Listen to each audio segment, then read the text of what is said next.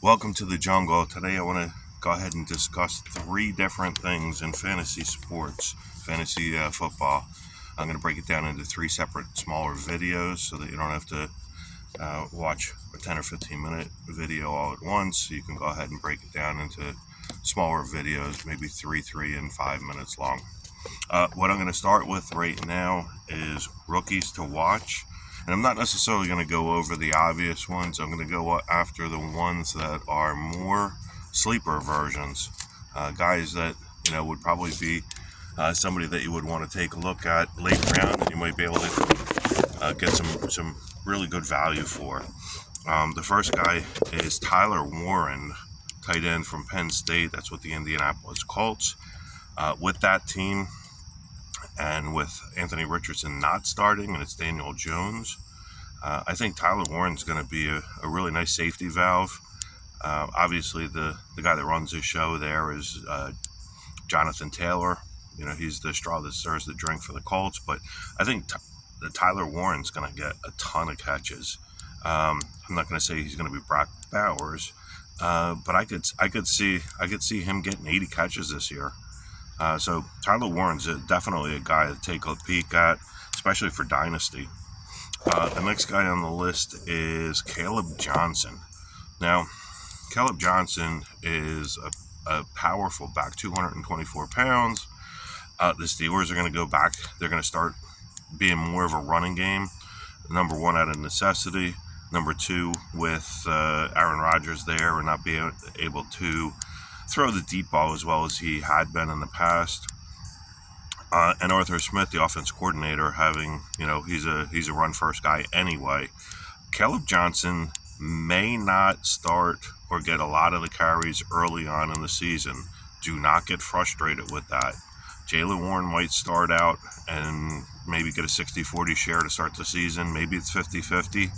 But I think by week 4 or week 5, Caleb Johnson's going to run the show and probably be a 75-25 split guy on the carries for the rest of the season. Definitely love him in Dynasty, but I think he's going to pay dividends in the second half or maybe even the last 3 quarters of the season. So Caleb is somebody definitely to take a look at. Next guy on the list is Cam Scatterboo. Tyrone Tracy obviously had a pretty decent year last year as a rookie. Scatterboo's a different kind of running back. He's old school. I mean, he doesn't try and shake and bake you. He just tries to run over you. So I think Cam Scatterboo's going to be an interesting player. Probably going to be closer to a 50-50 split in this situation. But I think he might vulture a lot of goal line snags, goal line touchdowns. So Cam Scatterboo is a guy to watch. My biggest concern with Cam is that he looks forward to contact so much he might get hurt. And it's a legit concern. The next guy is Eric Ayamar from the Tennessee Titans, wide receiver. Obviously a late round dart throw, but Ayamar against Travis Hunter last year, let's not forget, he caught a bunch of passes, couple touchdowns, 288 yards against Colorado and Travis Hunter. And Travis Hunter's better position is cornerback, not as a wide receiver, and he lit him up for almost 300 yards. So Ayamanar is definitely a guy on the radar, definitely a guy for a dynasty, keeper. Hang on to him. He may not show out this year. He may be the number 4 this year, so he'll get occasional snaps here and there. I think by halfway through the season, I think he's going to be the 3.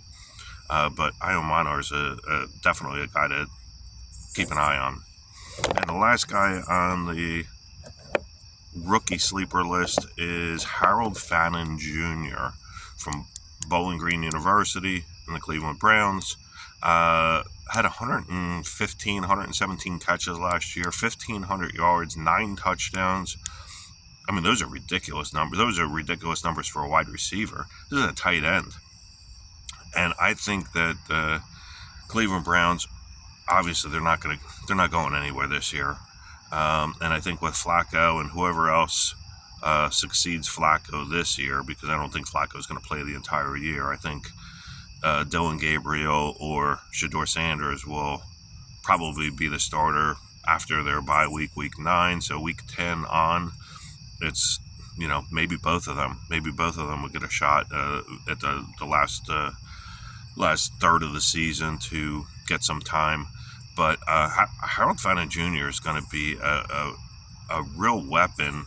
They're already using him sort of like the Colts are with Tyler Warren, trying to move him all over the field, get some, exploit some mismatches with some linebackers, with some smaller safeties.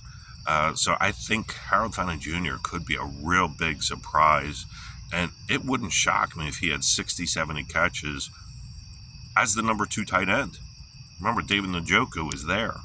David Njoku is a better blocker, but David Njoku is also on his last year of the contract, and I think Fannin was brought in to replace him. So I could see Cleveland going with a 2 tight end set many times because their running back situation is kind of messed up with Judkins out. Off-field incident, domestic violence incident that apparently is not going to be prosecuted, but he still hasn't signed his contract yet, and he's still subject to suspension by the league, which would start as soon as he signed his contract and started practicing. So I think with the limited amount of talent at running back and Jerry Jeudy pretty much the only real threat as a wide receiver, I could see Njoku and Fannin having a field day in the passing game. So those are my selections for sleeper rookies. Obviously, I didn't touch on Henderson, and I didn't touch on Ashton Genty and Tet McMillan. Those guys are obvious guys. I wanted to go a little bit deeper into some of the sleeper rookies. So I hope you enjoyed it. Please like, share, subscribe if you'd be kind enough to do so.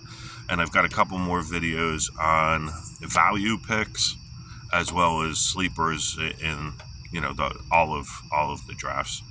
Have a great day. Talk to you soon.